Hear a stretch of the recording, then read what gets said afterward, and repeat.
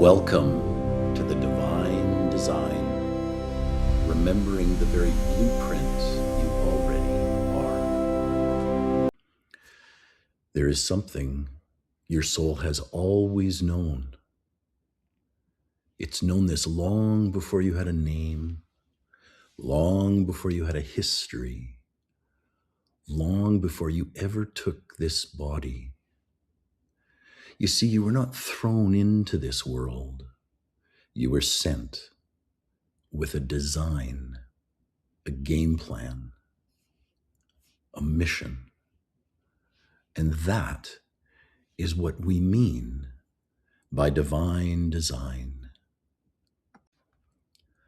Now, let's begin with an invocation, not as a ritual, not as a belief, but as an experience.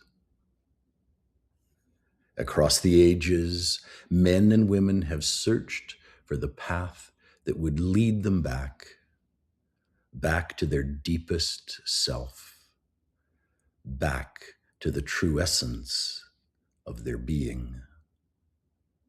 Sometimes through silence, sometimes through prayer, sometimes through service, sometimes even through a single sentence spoken with sincerity. Now let us allow these words to become that beginning. I invite you simply to breathe and allow these words to settle gently into your awareness. I invoke the violet flame to transmute all of the negative thoughts from my emotional body, and I am now free to carry out the divine design for my life.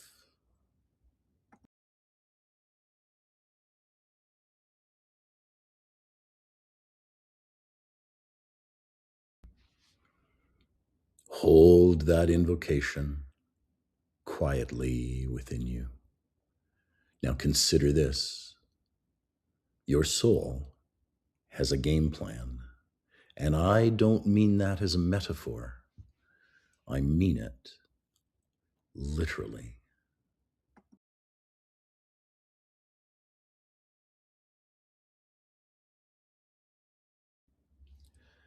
Before you entered this life, there was a conversation, not so much spoken with words, but known with absolute certainty. A conversation between your soul and life itself. Together, a curriculum was chosen. Experiences, relationships, challenges, opportunities, not as punishments, not as rewards, but as the perfect conditions for awakening. Now, imagine standing here before your life even begins in this iteration, not with uncertainty, but with purpose, knowing that every experience ahead, every relationship, every challenge, every unexpected joy was not random. Together, your soul chose a curriculum, not because life was meant to be easy, but because your soul came here to grow.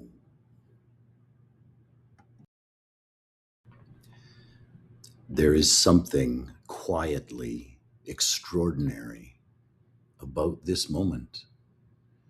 Your soul was not compelled to come.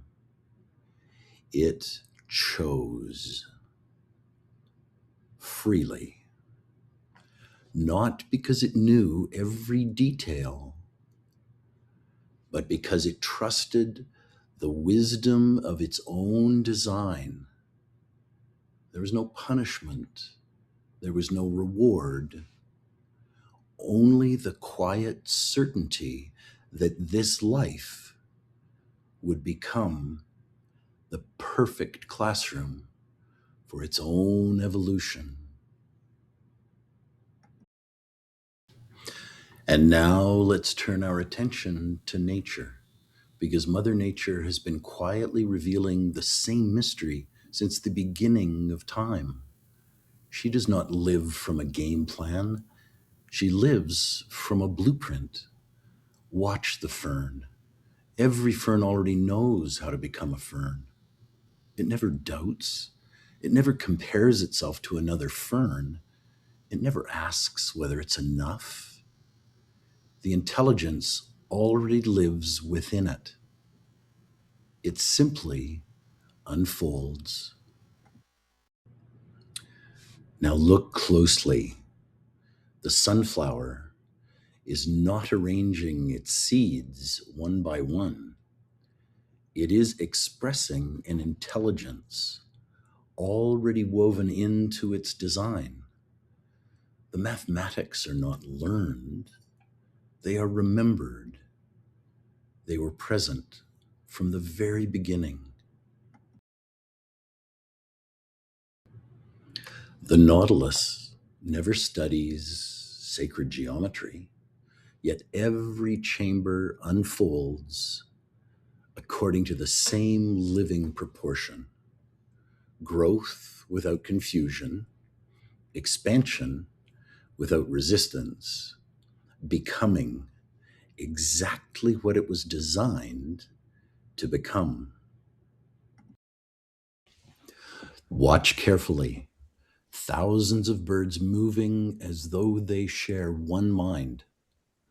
No commander, no conductor, no committee. And yet, at precisely the same moment, they turn together. Order without control, harmony without coercion, intelligence already living within the whole. Perhaps nature's been showing us how life truly works all along.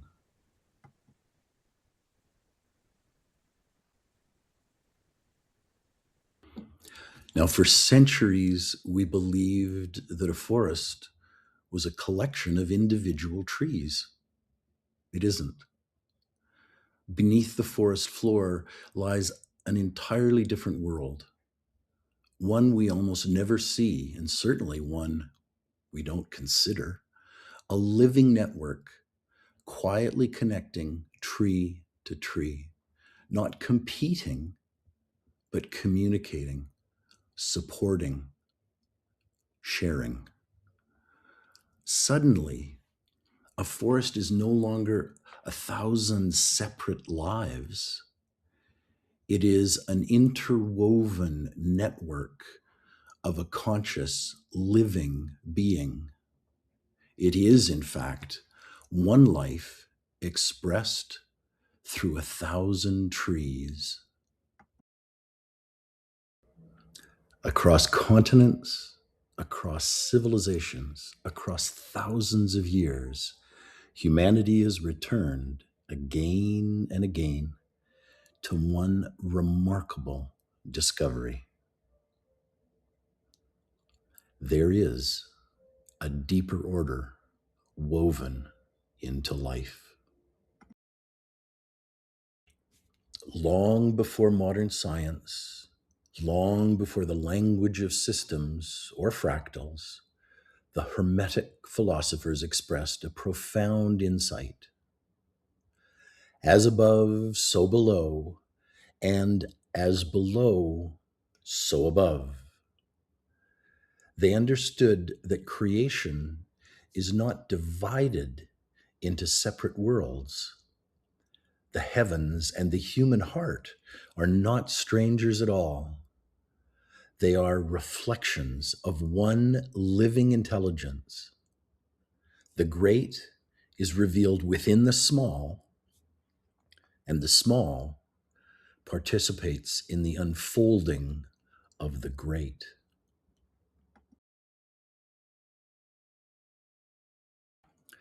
Thousands of years ago, in the forests of ancient India, men and women sat in profound silence. They were not searching for more information. They were searching for what could never be lost. And from that silence came one of the great declarations of human awakening. Dat tivyam asi. You are that. Not you will become that. Not you must earn that. Not one day perhaps. You are that. The journey has never been about becoming. It's always been about remembering. There is another voice quietly echoing across the centuries, the Tao. It does not argue, it does not persuade, it simply points. Watch the stream. It does not struggle to find its way. It does not force the mountain to move. It flows around every obstacle, through every valley, patiently, effortlessly. Lao Tzu wrote, "The Tao does nothing, yet nothing is left undone." Perhaps wisdom is not found in trying harder. Perhaps wisdom is found in remembering our own nature. Then another great teacher asked a different question.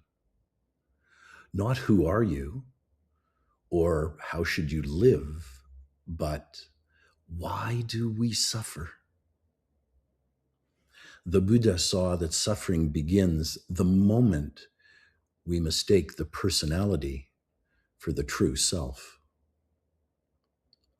We become attached to the stories we believe about ourselves, to the wounds we refuse to release, to the fears we mistaken for truth. Awakening is not becoming someone new. It is remembering who's always been there. Then another great teacher spoke words that have echoed across 2,000 years. The kingdom of God is within you. Within, not beyond you, not before you, not after you, within. Like every great teacher before him, Jesus pointed home.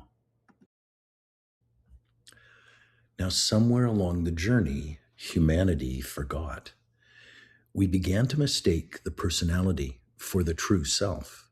We forgot that beneath every story, every wound, every success, and every failure, there has always remained something eternal, quietly waiting to be remembered. But remembering is not about becoming someone new. It's about remembering who you've always been. The soul has never forgotten.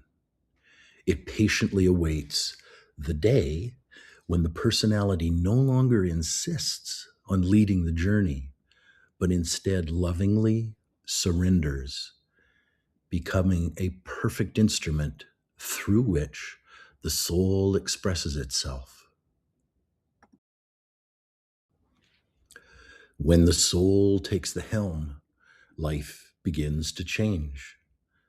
Not because the storms disappear so much, but because the navigator has changed. The personality is no longer trying to command the voyage. It becomes a willing instrument through which the soul fulfills its purpose. Before you were born, your soul accepted a sacred curriculum, certain challenges, certain gifts, certain relationships, certain opportunities, not as punishment so much or reward, but as the perfect conditions through which your soul could remember and express its highest purpose.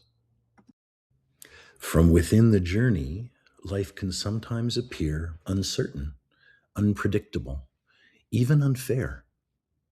But from the perspective of the soul, there is a magnificent design, an intelligence quietly weaving every relationship, every challenge, every joy, and every apparent setback into the perfect curriculum through which the soul expresses its purpose.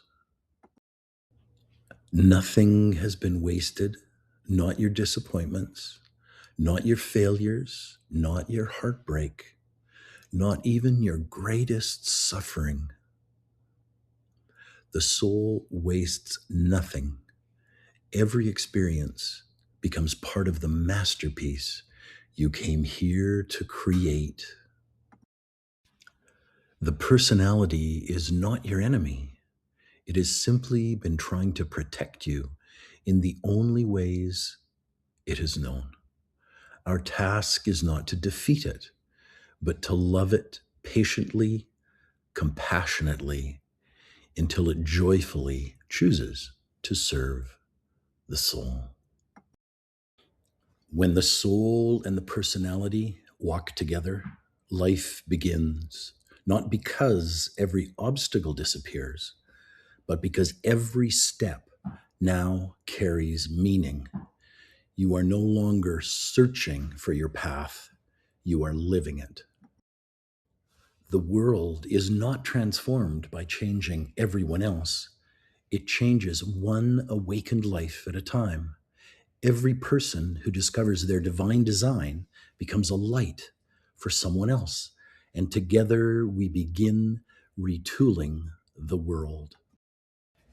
Every life reaches a moment, a very quiet, solemn moment when the soul gently asks, "Are you ready?" Ready to trust, ready to listen, ready to live not by fear, but by purpose. Every morning, every conversation, and every decision offers us a choice. Will the personality lead the day, or will the soul quietly, lovingly take the next step? That choice becomes our destiny.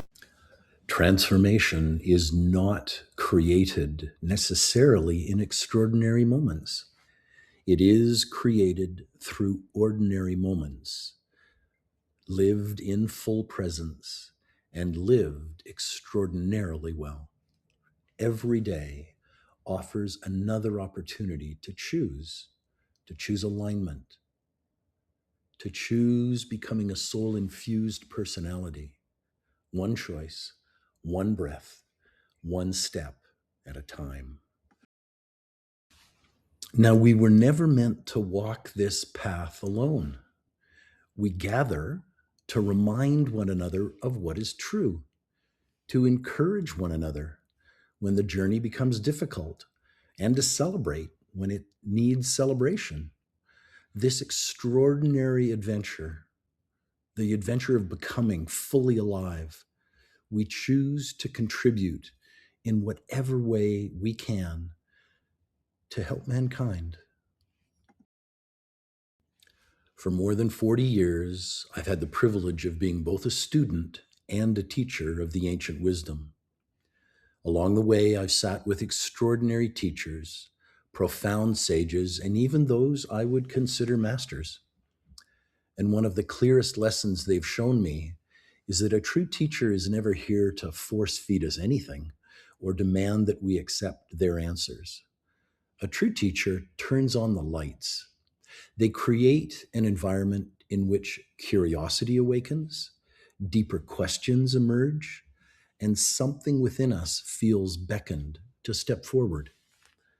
Because when we learn to ask sincere questions and to remain open, courageous, and attentive, the answers begin to reveal themselves. And it is in that revelation that we get to own the answers. The purpose of the ancient wisdom is not to tell us what to believe, it's to illuminate the path, support our awakening, and invite each and every one of us into the magnificent discovery of our own true self. The journey was never meant to end here. This moment in time is not a destination. It is, in fact, a beginning. Every sunrise offers yet another opportunity to choose with greater awareness, to love more deeply, to serve more generously, and to become an even more faithful expression of your soul. Now, if these reflections have stirred something within you, then perhaps, maybe, they've simply reminded you of something your soul has always known. The journey of awakening, it does not begin when we discover something new so much. It begins when we remember what's always been true. Thank you for walking with me. Until our paths cross again, may you continue to discover the extraordinary design that has always lived within you. If you'd like to walk a little further, I would be honored to walk beside you. Thank you for allowing us to be of service.